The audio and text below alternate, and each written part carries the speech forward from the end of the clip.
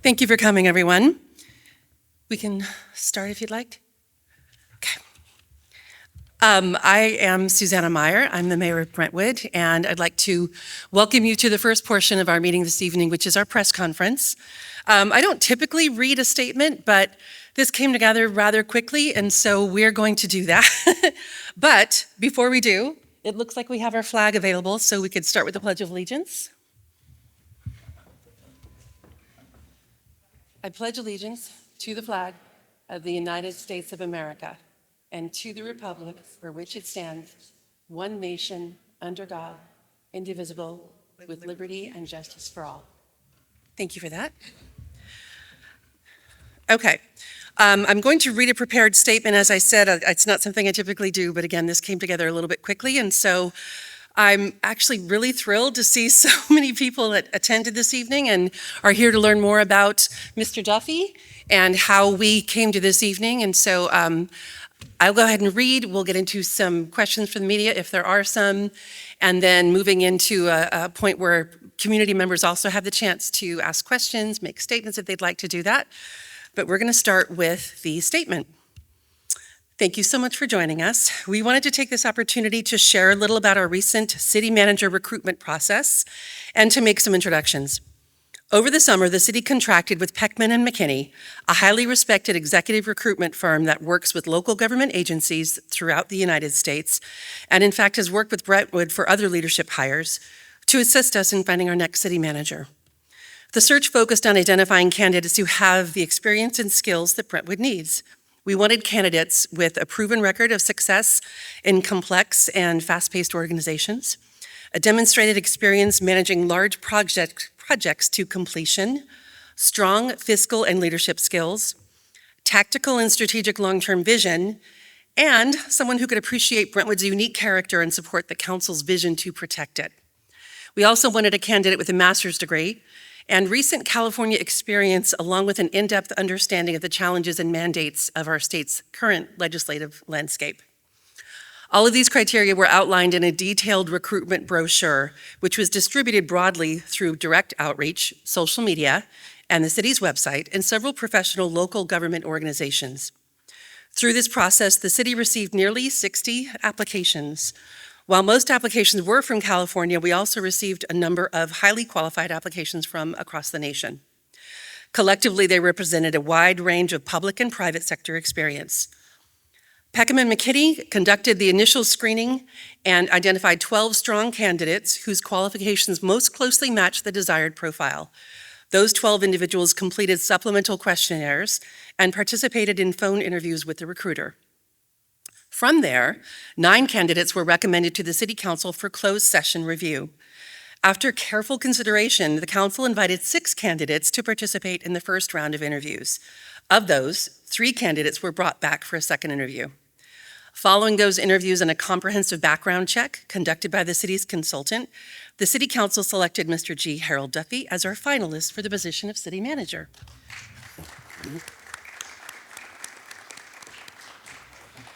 So this being the press conference portion of our evening, we would like to offer media the chance to ask questions of myself or Mr. Duffey. And then also I'd like to offer Mr. Duffey a chance to say a few words as well. I'd love to do that.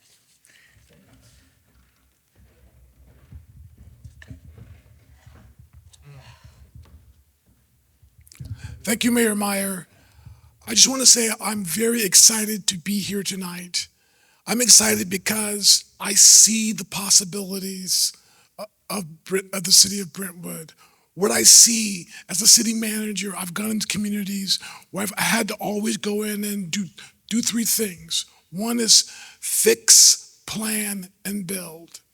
In the city of Brentwood, I can skip the part about fix because there's nothing broken, nothing on fire right now, getting ready to be a catastrophe.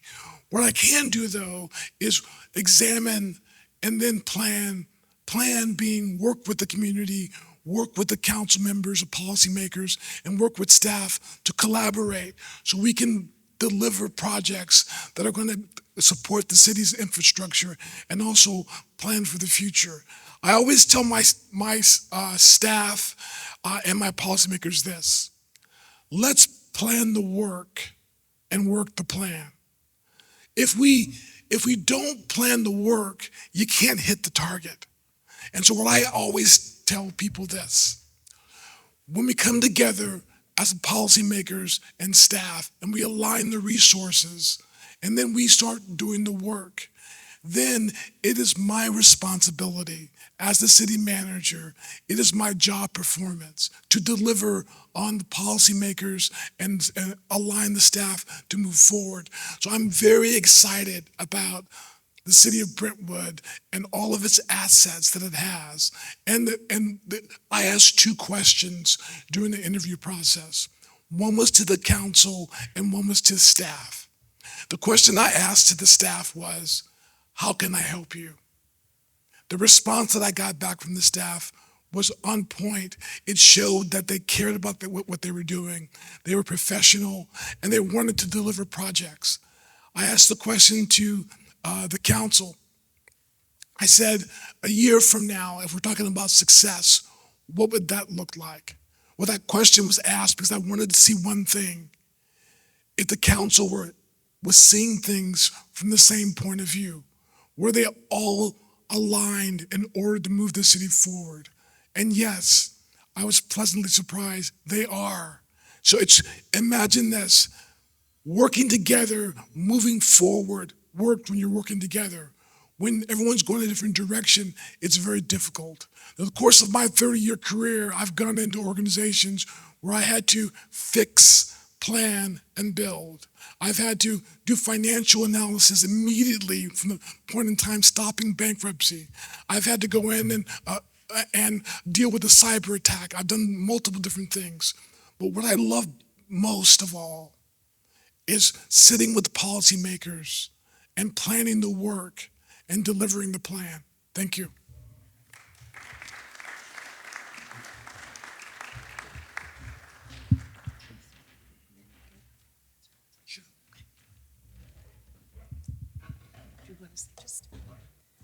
At this point, do we have questions from anyone from the media? Because if we don't, we are happy to get right into the community meeting. A little early? 7:30? Okay. If we have no questions from the media, then we can visit a bit and just kind of meet and greet out there with all of you as we wait for the official start of the community meeting. And I say that because we don't want to start without making sure that people that wanted to be here are here. So, one final opportunity. Okay. Thank you so much for coming to the press conference portion of this evening, and we will get started again at 7:30. Thank you.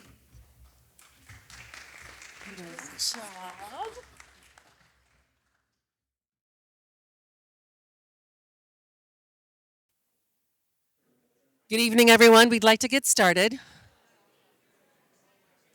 If you could find your seats, please.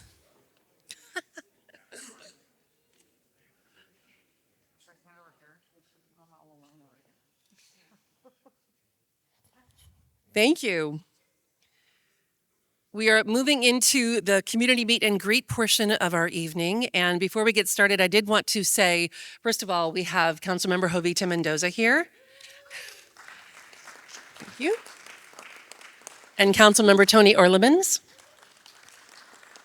We also have a council member from the city of Oakley, Anissa Williams, visiting us.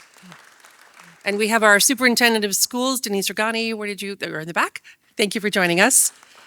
And if we could have a quick wave from staff, because we have a lot of staff members here that worked very hard to make sure that this was going to be accessible tonight. Thank you. And then we have two planning commissioners here, Mr. Rod Flora, Chris Brand. And I don't think I'm missing anyone, but I do feel this is a really good turnout. And so thank you again for coming this evening. Oh, we also have Stephanie Williams-Rogers from the Brentwood Unified School District. Okay, I did want to say too that Patanisha Pearson, our vice mayor, was not able to come tonight. We spoke today, and she had a medical situation. She was not able to attend. And then Councilmember Faye Maloney was not able to attend because of a work commitment. And this came together, as we've said, a little bit last minute. So she was not able to change her schedule. Okay, so before I introduce Mr. Duffey, we also want to make sure you know there are question cards in the back, and you can write your question on there. We'll kind of compile them if there are some that are similar. We are going to start with public comments, but for those of you that were here for the press conference portion of our evening, you're going to hear some of the same statements, but I'm going to read something just to give you a brief introduction to Mr. Duffey. It is my pleasure now to introduce Mr. Harold Duffey, our finalist for Brentwood's next city manager. At the October 28th City Council meeting, the City Council will consider an employee agreement with Mr. Duffey. If approved, he will officially begin his service as Brentwood City Manager on November 3rd. Mr. Duffey brings more than 30 years of experience in California local government. He has served in leadership roles in both cities and counties, most recently as Assistant City Administrator in Oakland, and previously as City Manager in Grand Terrace, Compton, and Oroville. He has extensive experience in budgeting, economic development, capital improvements, solid waste, and emergency operations. This has earned him a reputation for building collaboration and trust. In addition, his commitment to mentoring staff and developing public service careers aligns perfectly with Brentwood's values and vision. For all these reasons, Mr. Duffey is being recommended as the finalist to serve as Brentwood's next city manager. Please join me in welcoming Mr. Harold Duffey to speak with you this evening.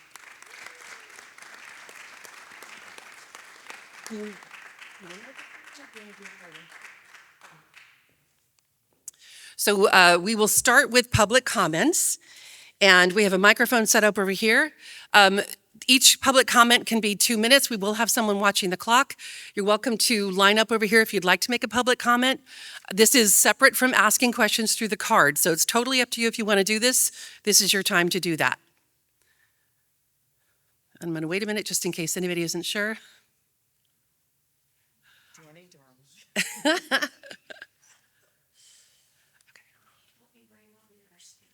Oh, Danny's first. Oh, no, please.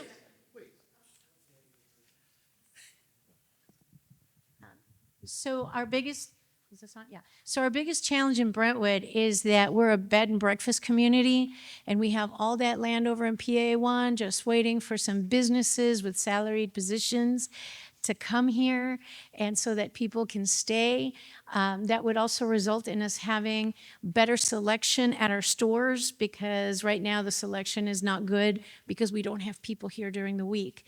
I've reached out to a bunch of restaurants like, oh, come, because they have really great concepts, and they're like, yeah, you don't have people during the week, we can't come. So how can you help us improve on that? And this is actually public comment Oh, time, I'm not sorry. question and answer. Okay, so then instead of asking the question, I would say that's what we need help with. Perfect.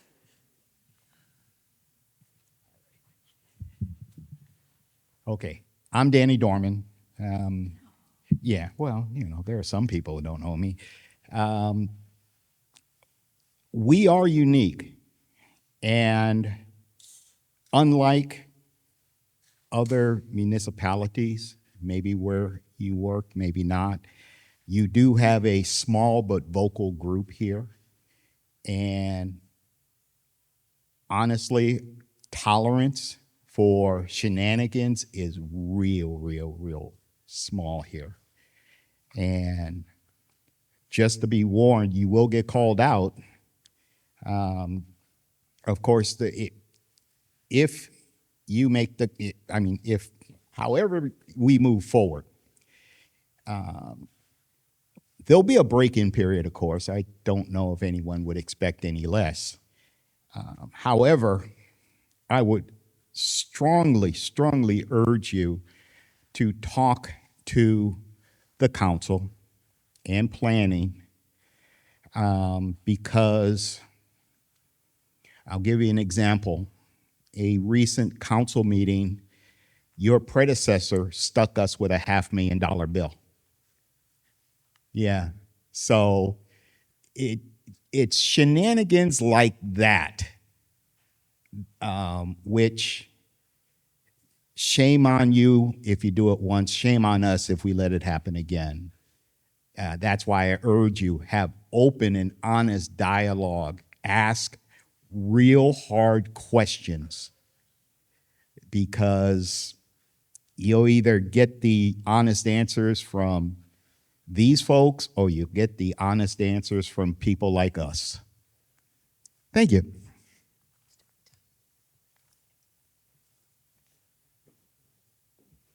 Do we have any other public comments before moving into questions? Yes. My name is Odion Edhelmut. We've only been in Brentwood for 7 years now.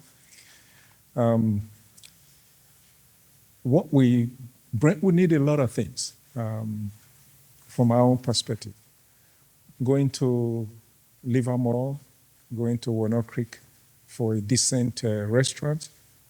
I think we love to spend our money here.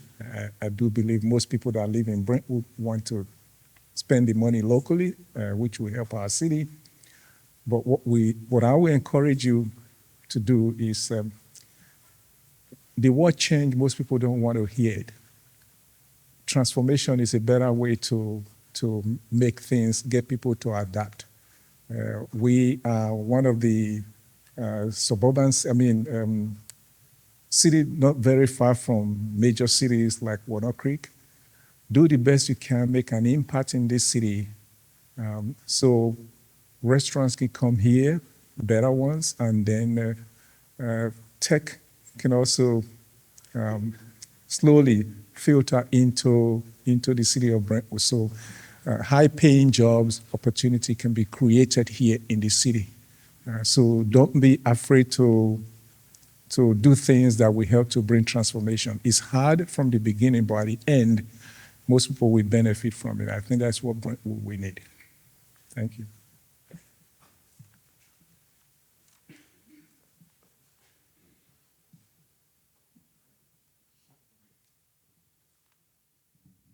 Hello, my name is Ken Whitaker. I'm a real estate appraiser, a realtor, and real estate investor right here in Brentwood.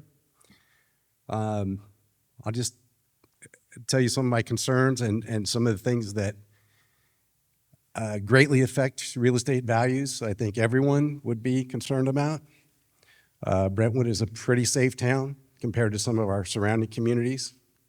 I don't want to pick on Antioch, but we've got a much better safety record. Our schools are really good. And I just want to emphasize that those two factors greatly affect real estate values. And I hope they're going to remain priorities for whoever takes over. I just wanted to mention that. Thank you.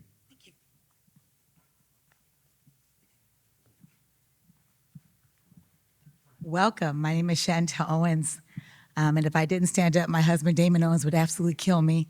We have been homeowners here in Brentwood for the last 21 years.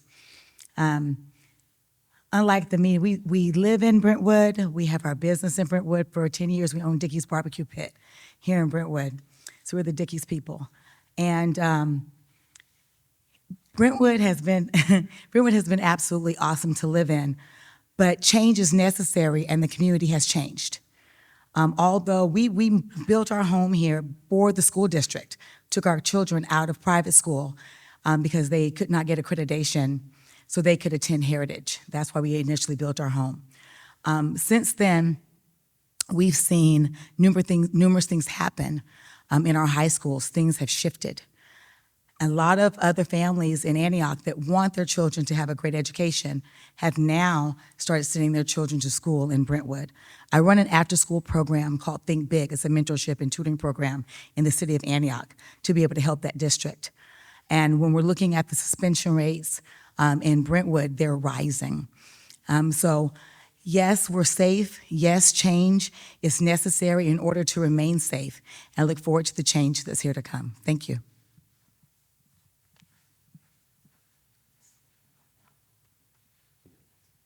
Watching to see if there's anyone else who would like to speak.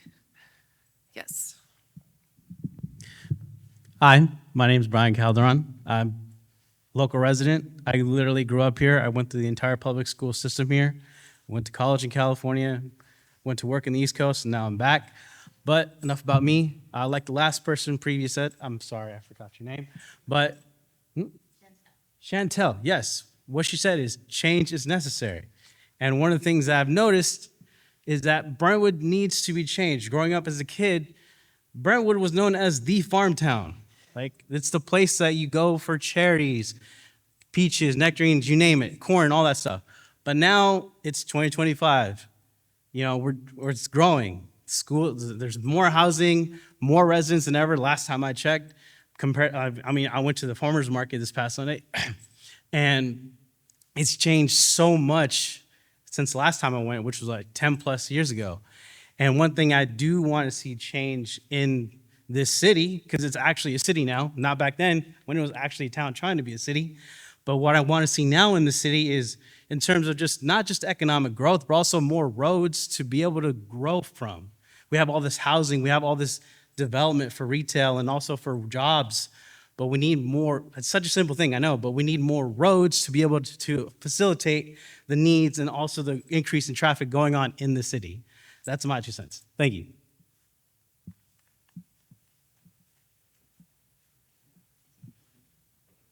Moving slowly in case there's anyone else. Okay. At this point, we are going to bring forward cards for the Q&A. If you have not had the chance, the cards are in the back. I believe, Amanda, are you still, there she is. Are you taking any more? Are there any more that are, okay. So as I mentioned before, we are going to, if there are some that are almost exactly alike, we're going to group those together so that we can be a little bit more efficient. But let's get started. This is Amanda McVeigh, our city clerk, everyone. Okay.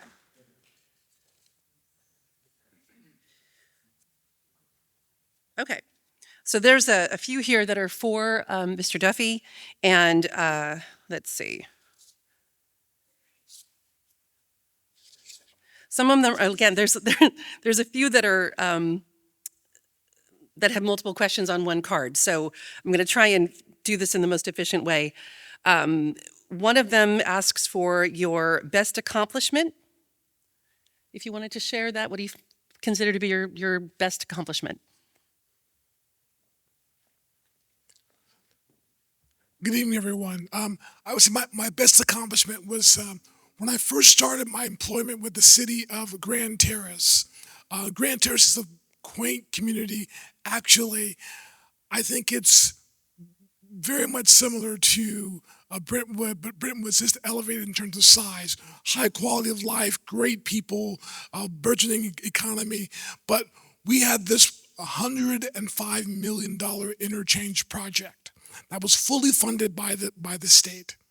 I was hired in the position, and I said to the council, okay, that's a nice project, but 2 months from now, the state's going to come and take that money from you and move it somewhere else. I said, so let's do this. Let's hire a consultant to work with us. And here's why I do that. Most people think that that infrastructure can be built by their local community. Actually, a lot of that money comes from the federal government and from the state government. And it comes through coalitions. And so one of the things that I said to the council is that when they do this, let's go to the coalition and talk to them about this. So 2 months in, the consultant came to me and said, Harold, here's the agenda report. They're going to move $25 million from the project, and they'll refund it later. So at that particular meeting where we had all the board members, board supervisors, and all 25 of the cities, the mayor, myself, and the vice mayor went to the meeting. And we talked about the importance of this project, this transportation project. It was actually going to be the gateway to the city. We left that meeting with a unanimous vote to leave the money as it is. If you go there today, you'll see the Barton Road Interchange project, $105 million project. So that was great, because one of the things I liked in that particular project was I anticipated the issue, mobilized the resources, and delivered the project. Thank you. I'm guessing a lot of these are going to be for you, so you might want to stand on this side. And I'm happy to answer some too, or if there's some that might be a more appropriate fit for our council meeting. We do have a council meeting next Tuesday, so if we run long, or if the questions are more repetitive, we can also reconvene then. Which that's actually a little bit more for public comments that time, but Mr. Duffey will be there that evening. You still have plans to do that? Thank you so much for doing that. And that's when we'll also be having a public review of the contract and a vote on the contract. And so the public is welcome to come to that evening as well and make comments there as well. The other part of this card is, it says decisions based on political pressure. So I'm not sure, I guess that's a question is, do you make? The question is, I like that. Okay. How do you, or do you, bend the political pressure, or do you look seriously at the So one of the things that's very important to understand is that the city manager is the only employee, but maybe besides the city attorney, the only employee that the council has. And the city manager can be hired and fired by the city council. But the city manager also is a part of the International City Managers Association. And part of that is we have tenets that say we must do things appropriately. And so I cannot recommend a bad decision based on political pressure. What I can do is provide complete analysis to say this will happen if you do X, Y, and Z. The best way to do, put it this way. What is your goal? That's the first and foremost. What is your goal? Oftentimes people start with the solution, but the question is, what is your goal? And so in terms of working with the council about that goal, then what I would do is put forward my recommendation. My recommendation is based upon the professional staff that we have. Remember, the city spends millions and millions of dollars in staff.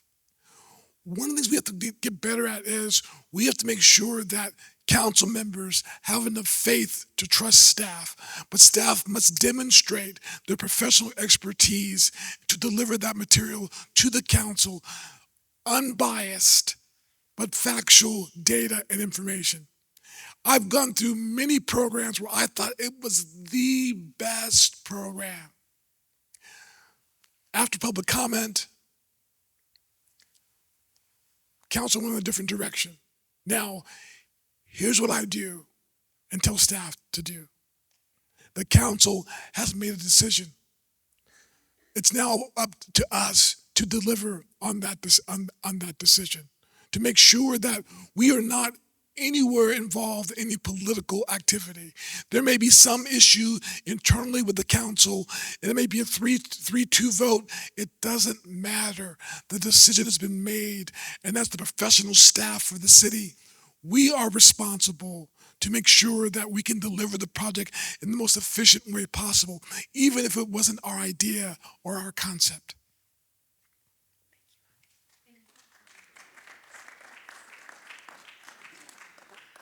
What are two things that you would do differently in Brentwood to ensure success that perhaps you did differently in previous roles? Well, I would say this. So my second day on the job in the city of Compton was a press conference with ABC News and LA Times that we were not going bankrupt. So in that particular case, I had to jump in immediately. My second day, my third week on the job, or second week on the job in the city of Oakland as the interim city administrator, was dealing with the cyber attack that crippled the entire city government. And so those were actions where I had to step in immediately and move forward. I said earlier, the city of Brentwood is not broken, doesn't need to be fixed. But what the city does have, the city has a great financial model where the city's prepaying, for facilities, for OPEB, for retirement. Great. What's happening is our operations are getting, our revenues, our expenses are getting closer and closer and closer. So what we have to do is make sure that we think about how we grow the city to ensure that, one, there is a price for the quality of life that you currently enjoy. There is a price for that. Do nothing, and you will not have that quality of life. Plan. Look at the council's priorities.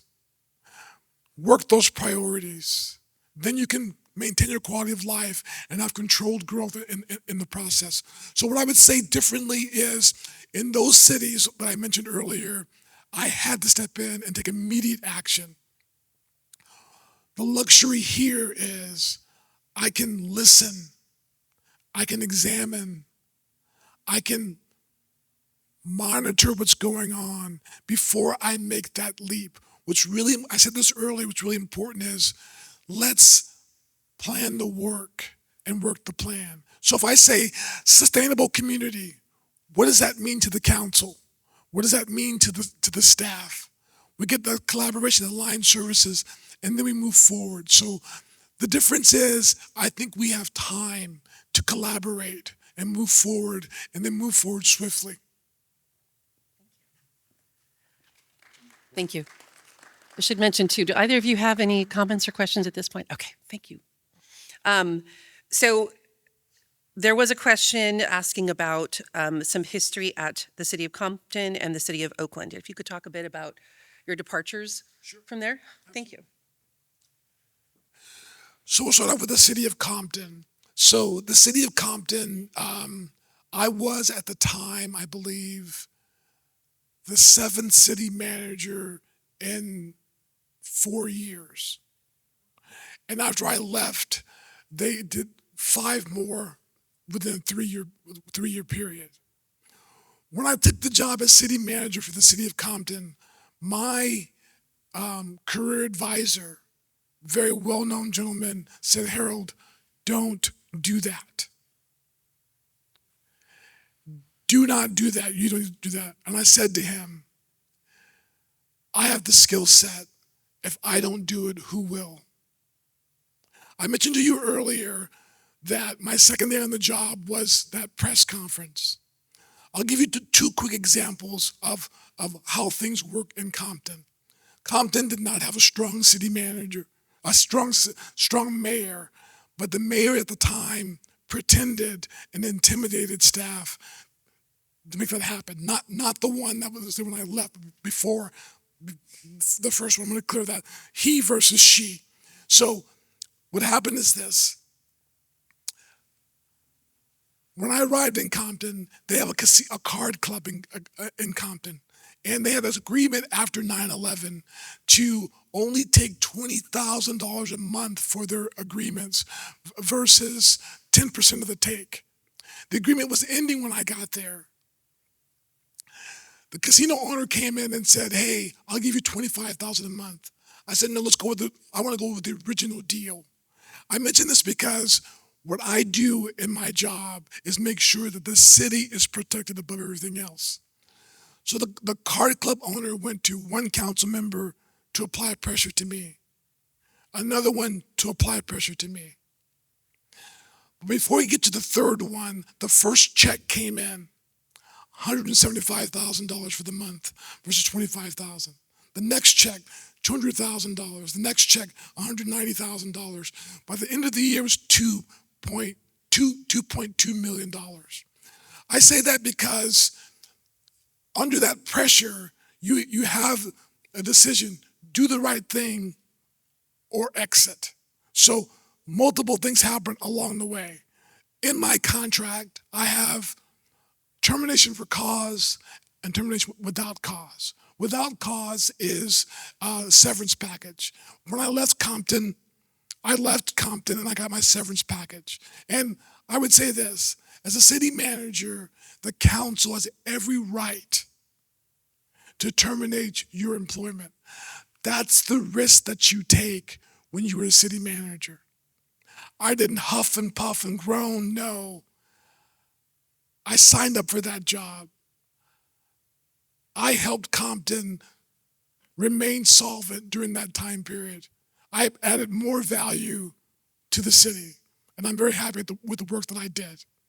The second one was the city of Oakland. So most of you have seen or heard of the issue of Mayor Tao and her indictment to by the grand jury. So I was subpoenaed by the FBI and the U.S. Attorney. And as a law-abiding citizen, I have to appear before the grand jury and provide information. I was interviewed by the FBI and the U.S. Attorney's Office along with the city attorney. Once they did the interview, they took me to the grand jury, and then I spoke to the grand jury. Here's the difference in terms of facts. When you appear before the grand jury, it's only you and the grand jury. Anybody who says that so-and-so's in the room and they heard this, and that's a lie. The grand jury asked me about Mayor Tao. I told them the truth, and that was it. Any law-abiding citizen would do exactly what I did. I'm really very sad that that happened, and I'm sad that she made choices. But as a city manager, and this is about the time when I was the interim city manager, I'm responsible to tell the truth.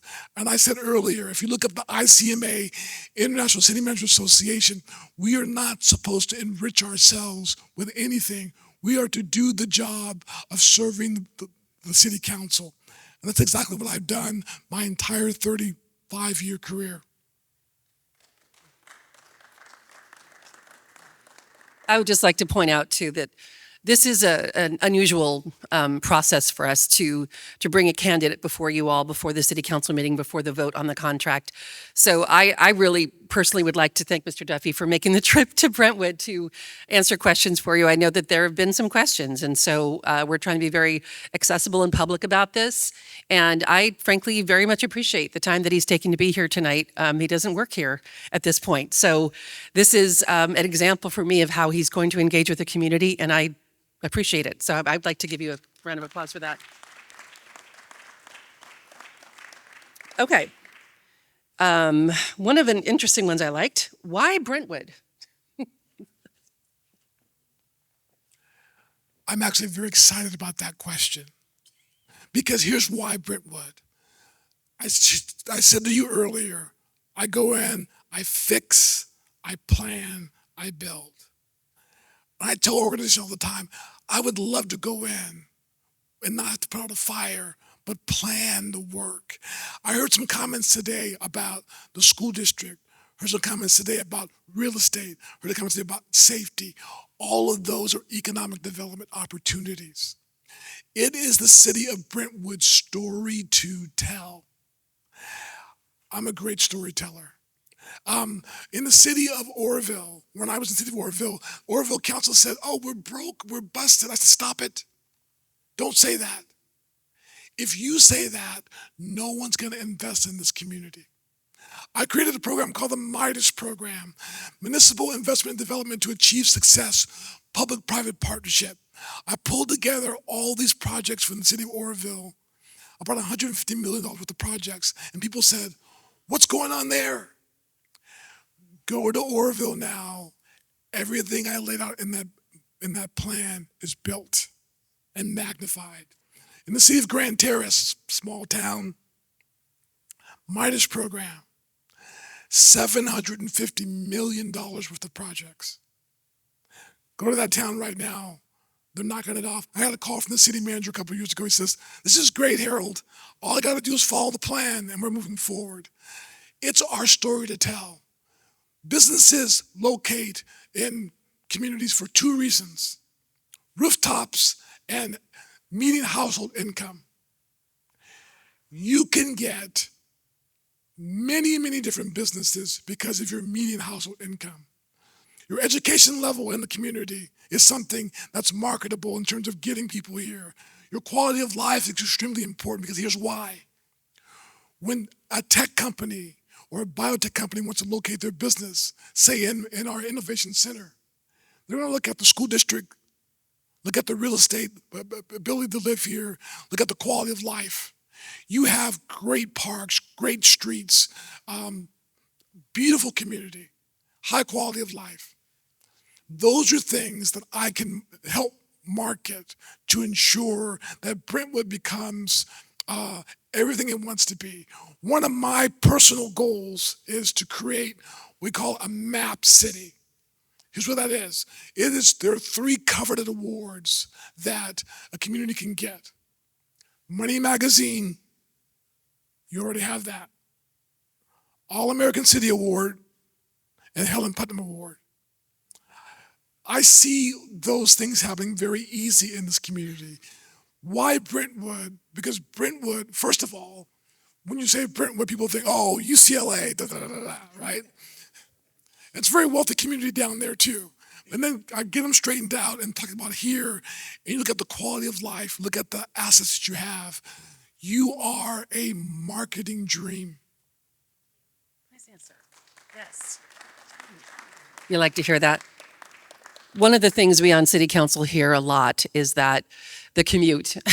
The commute is very challenging. A lot of people would rather spend more time at home or with their families than being on the road. So that was something very important for us to look for in researching candidates and looking into that process. It was very important for us to talk with people that were interested also in looking into how do we bring more jobs here. So I'm happy to hear that too. Thank you. Okay. Gosh, there's a lot of questions here. I'm sorry, there's a couple I can't read that well. One was a comment. Well, actually, no, it's a question. Are you putting together an advisory team? And if so, I'm interested. Have you ever worked with an advisory team? Somewhat. Okay. But usually it's staff and council. I will say, too, that Mr. Duffey has been sharing with us all along that he very much plans to be engaged in the community should the contract move forward. He's already been here several evenings, several weekends while this process has gone on just so he could learn more about the city and feel if it was a good fit for him as well. Either one of you want to ask some questions?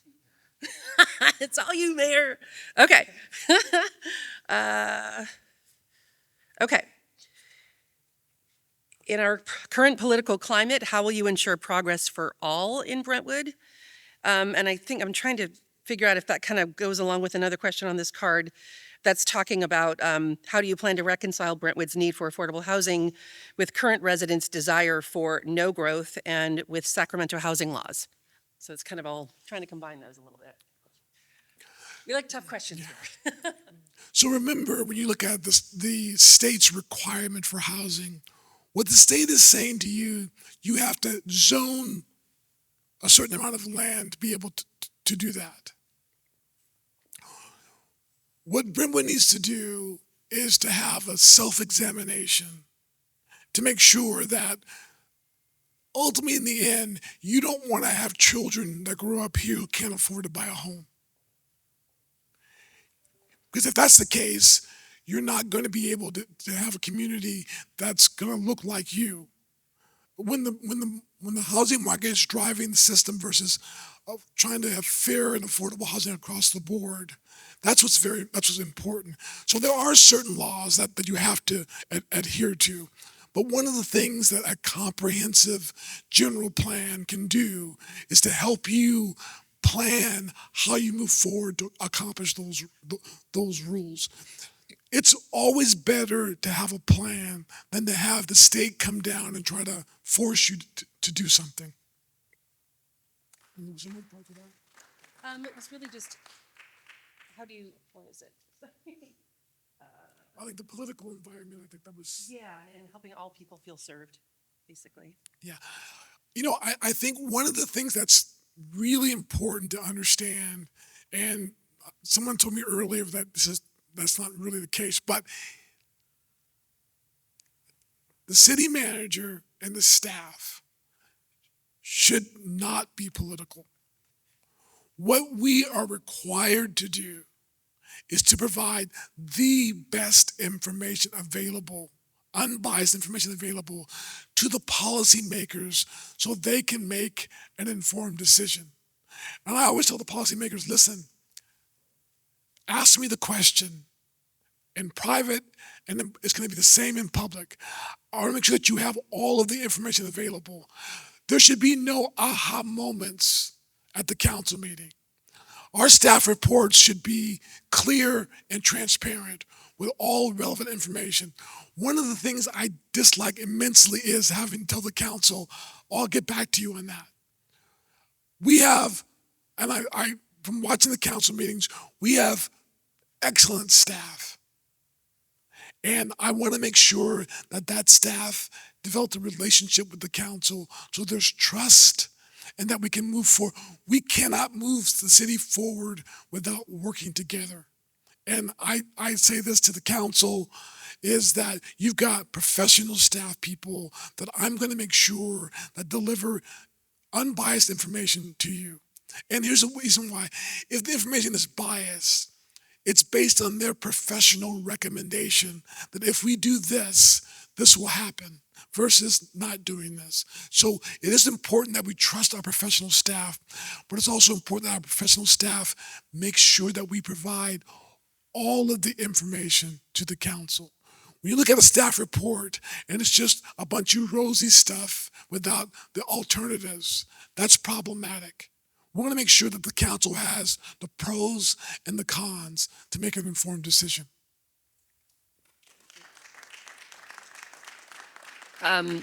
What is your approach to public safety? Love public safety. Well, the important thing is public safety is a part of economic development. If you don't have a safe community, you do not have a strong economic development program. Now, public safety can take many forms. You can be public safety in terms of making sure that you have a system in place to minimize and reduce any potential activities, to get it ahead of time. Public safety is making sure that we do preventative measures. Public safety is making sure that when you call, they come in the amount of time. Public safety is also understanding how many officers do you really need to make the city safe. It is extremely important that we look at public safety from the standpoint of a community survey, a study that determines what is the proper level of officers we have. You have, for example, residential safety, and then you have a growing commercial environment. What does that look like? It is important that we sit down and we understand, because if you can't shop safely, you don't shop in the city. If I call as a resident, I expect them to be there in a reasonable amount of time. That's what my approach is to public safety. My goal is this: to meet with public safety, and they tell me what they need to get the job done. Now, my expectation is that once I provide that, they get the job done. With that question, I should also announce that we have two of our wonderful Brentwood PD officers, our interim chief, and if you could, and Captain, say hello. Thank you for being here. Okay, speaking of staff, this is a long one, so bear with me. The city of Brentwood sets the standards very high for its employees so we can best serve our community. We strongly embrace the core values of integrity, passion, accountability, respect, and quality. How have you exemplified these values throughout your career, and how will you highlight them here in Brentwood?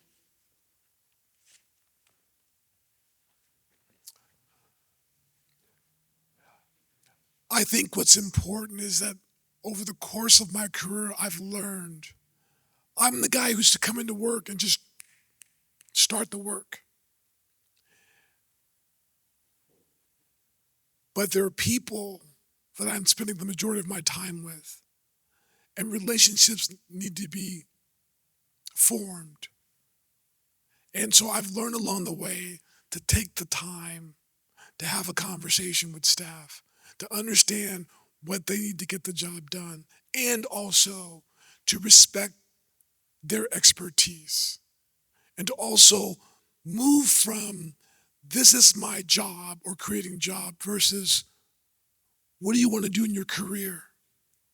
So if you are an analyst and you want to be a department head, let me help you. One of the things I've done in the past is something called a 360-degree evaluation. And what that evaluation is, it's a contract between you and the employee. The employee rates himself on the performance, you rate on the performance, but the employee also does a career development plan. And what the employee says is, what the boss says is, what do you need to get the job done? And he says, I need this class, this class, this class. And we sign that agreement. And here's the beauty of this.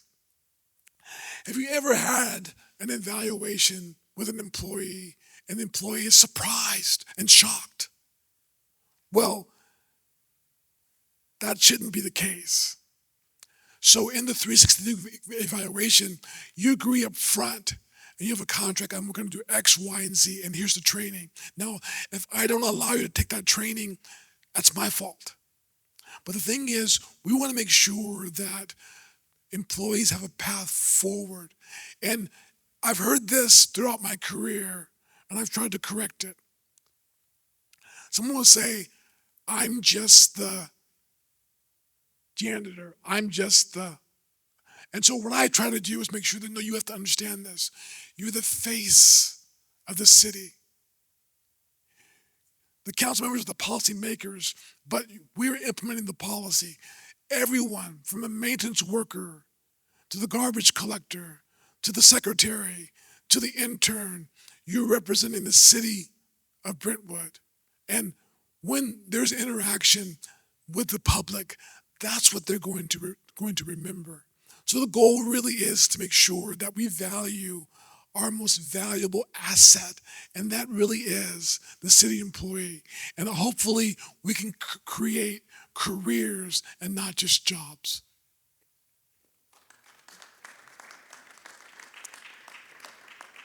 There's a question here that is talking about basically East County planning around waterfront.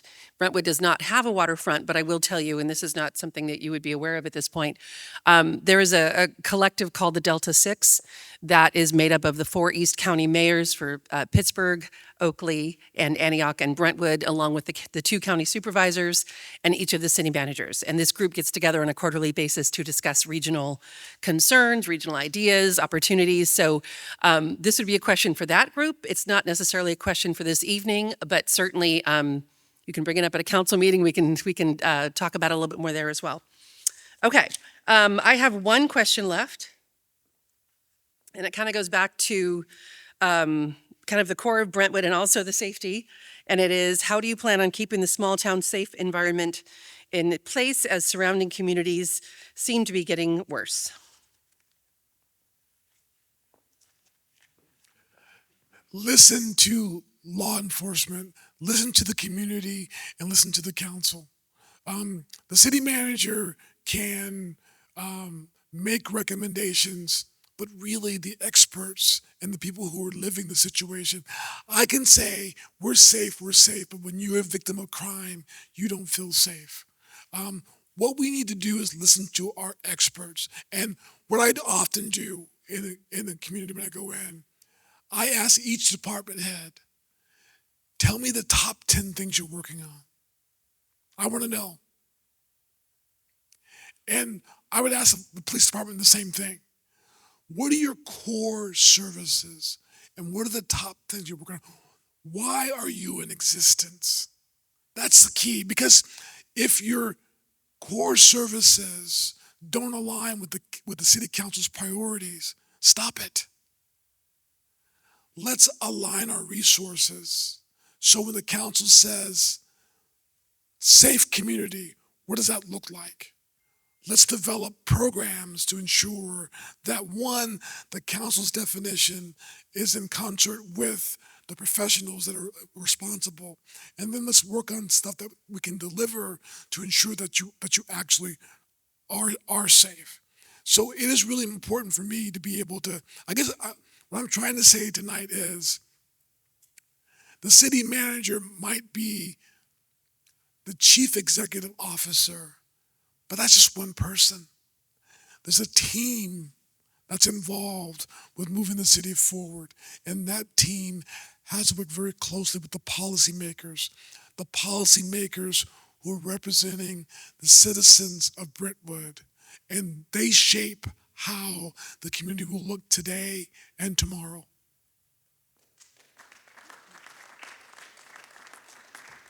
So that will conclude our Q&A section, and again, offering you the chance to have any final comments.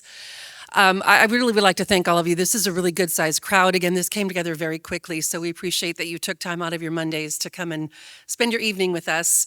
I hope you've been able to get your questions answered, but again, we have a city council meeting next Tuesday. You are certainly welcome to write the city council or show up, make a public comment.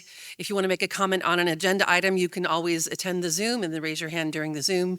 We do try to be as accessible as we possibly can. I will say too that we are 5. There are 5 of us, and each of us has an equal vote. Each of us has equal input into the decision-making that the Herald's been talking about, the policies. So please understand that there's not any one of us making any decisions here. This is all a collective, and we work together, and sometimes we agree and sometimes we don't, just like I'm sure all of you can experience from home.